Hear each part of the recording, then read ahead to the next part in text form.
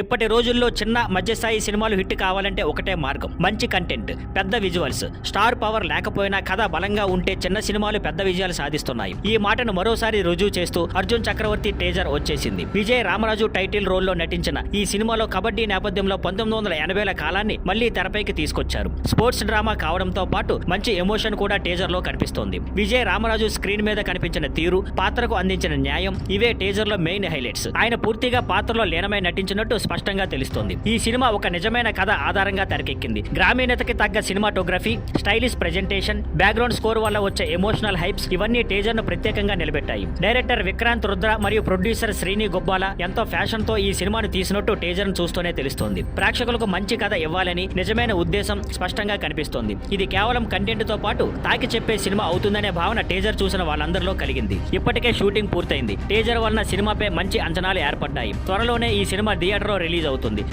Thank you for watching. Please like, share and subscribe.